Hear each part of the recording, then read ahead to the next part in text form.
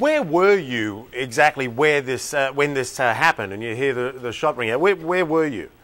You mean how close was I to him? No, where were you in terms of the demonstrations? This was an area that they'd tried to secure, is that right?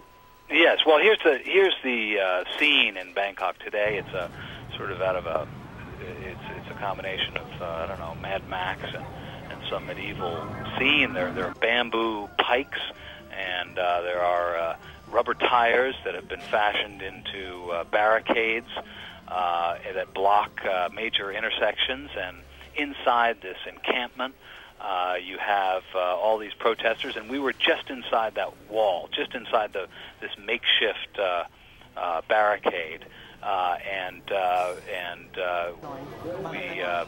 Sedang was facing out into the city, facing out into this business district where there are tall buildings and other places that could have been the location of whoever did the shooting. And no indication, obviously, of where the shot came from. One imagines if he was the target and it hits him in the head, somebody had a pretty good bead on him.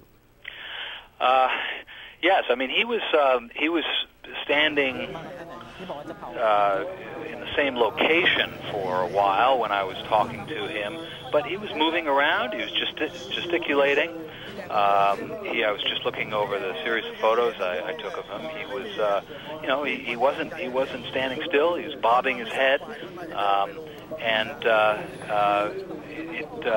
It seemed to me, I'm not a ballistics expert by any stretch, but I was facing him. He was answering my question, looking at me, and the bullet hit him in the forehead, from what I can tell. So it looks like the bullet kind of came over my head and struck him. So that's I don't have slow motion video I don't have video at all, but I don't have any way of confirming this beyond just what I remember from the scene. But it sort of felt like it grazed my head and hit him in the forehead. And so he didn't have obviously much security other than the protesters there himself, and this shot apparently coming from outside, outside the barricades. Yes, it certainly seemed to me that the shot came from outside the barricades. We were right near the edge of the barricades, and there were people all around us on the inside of the barricades, and certainly the shooter didn't appear to be there. He wasn't wearing any protection. He was wearing a camouflage uniform. He had a floppy camouflage hat on. He had a Bowie knife in his belt, as is his sort of charismatic style, and he didn't have bodyguards per se. There wasn't any immediate reaction by armed people inside. So no guns were drawn or anything. So I assume that the people immediately around were not armed. Now, this is not a guy who's popular, to say the least, with the government, but he's also not all that popular with a section of the protest group. True? That's correct. I mean, he is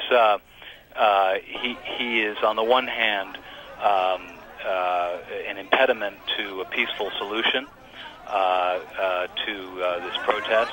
On the other hand, he's a renegade in sort of all senses. I mean, he's a renegade from the army. He's also a hardline renegade. He's a hardliner within the protest movement. There are a lot of leaders within this protest movement who think that their goals have been achieved. They want to call it a day. They're worried about further violence. He told me today that he thought they were being cowardly, and he wanted to carry on. Extraordinary perspective there, Thomas. Really appreciate your time. A little bit too close to the action. Glad you're safe. Appreciate you talking to us. You're welcome. All right, Thomas Fuller there of the International Herald Tribune.